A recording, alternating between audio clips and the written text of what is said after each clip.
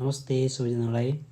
आज चाहिँ हामी लक्ष्मी पूजाको तयारी गर्दैछौँ। आज लक्ष्मी पूजा हो, त्यसैले लक्ष्मी पुज्नुभन्दा अगाडि चाहिँ हामी हाम्रो घरको मूल ढोकाको छिट्टै अगाडि हैन रङ्गोली बनाउँदैछौँ। रङ्गोली बनाउनेमा चाहिँ बहिनी र भान्जी सृष्टि दुईजना कलाकारहरू हुनुहुन्छ।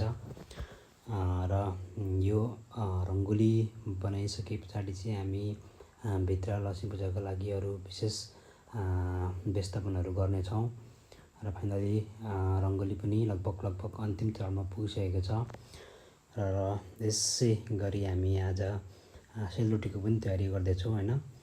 र घरमा चाहिँ सबै झिलिमिलीहरू पनि लगाइसकेका छौँ हामीले, र बत्ती पनि बालिसकेका छौँ, लक्ष्मी पूजा पनि गरिसकेका छौँ।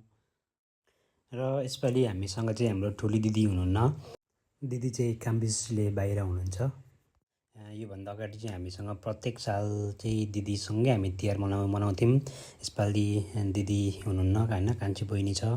कान्छी बहिनी थिएन योभन्दा अगाडि साल चाहिँ धेरै साल। अहिले दिदी छैन, दिदीलाई धेरै मिस गरिरहेका छौँ, धेरै सम्झिरहेका छौँ। यो माहौल यतिखेर दिदीको उपस्थिति पनि एकदम हैन धेरै नै मिस गरिरहेका छौँ। तर पनि रमाइलो भइरहेछ, कान्छी बहिनी छ।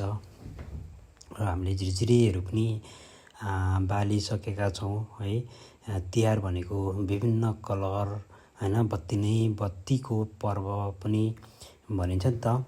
त्यसैले विभिन्न खालको बत्तीहरू बालेर हैन, फायर क्र्याकरहरू चाहिँ बालेर हामीले चाहिँ एकदम जस लक्ष्मी पूजालाई यसरी इन्जोय गरेका छौँ। र यत्तिकैमा हाम्रो घरमा देउसी पनि आएको थियो। हामीले त्यो देउसी भैली टिमलाई पनि हामीले चाहिँ उहाँहरूसँगै इन्जोय गरेर नाचेर हैन हाम्रो घरबाट दिनुपर्ने दान दक्षिणा दिएर औँसीको दिनमा चाहिँ हामी एकदमै धेरै हैन रमाइलो गरेर औँसीको दिनलाई बिदाई गरेका छौँ।